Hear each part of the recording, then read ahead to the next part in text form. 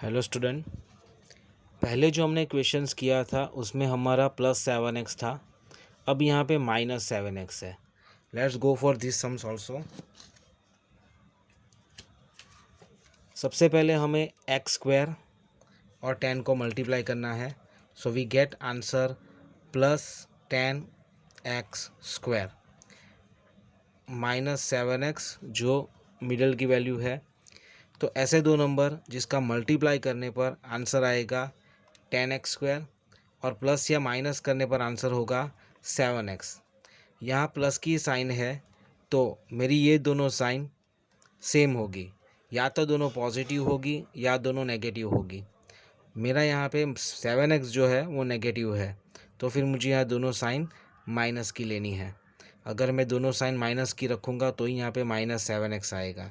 तो इस बार मेरे जो दो टर्म है वो पहले की तरह ही 5x और 2x ही है, but this time it will be a negative sign.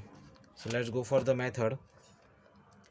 x² -5x -2x + 10, ये टर्म और ये टर्म दोनों सेम ही रहेगा। हमने सिर्फ -7x के दो टुकड़े किए हैं, 5x और -2x। कॉमन निकालेंगे तो दोनों में से x कॉमन होगा और दोनों में से जो टर्म बचेगा उसको हम ब्रैकेट में डालेंगे x - 5।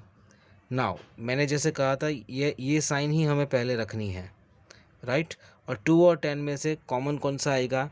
यहाँ पे 2 और 10 में से कॉमन निकालने का मतलब है ऐसा नंबर जो 2 और 10 दोनों को डिवाइड कर सकता है, तो वो नंबर है 1 और 2।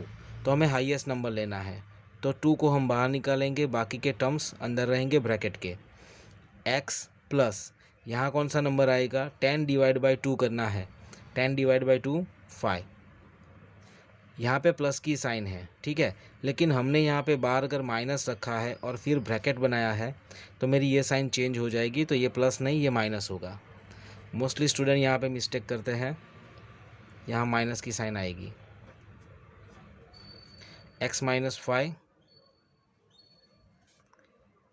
x - 2, so this is the answer this time. यहाँ पे दोनों प्लस की साइन है, यहाँ पे दोनों माइनस की साइन है। यही सम्स, ये दो स्टेप किए बिना ही डायरेक्ट आंसर आते हैं। जब हमने ये टर्म्स निकाले थे माइनस वाले तभी ये आंसर आ गया था, and that will be x - 5 और x - 2। लेकिन सारे आंसर्स डायरेक्टली आंसर्स नहीं आते हैं, बहुत सारे सम्स ऐसे हैं जिसमें हमें मेथड करनी ही पड़ेगी।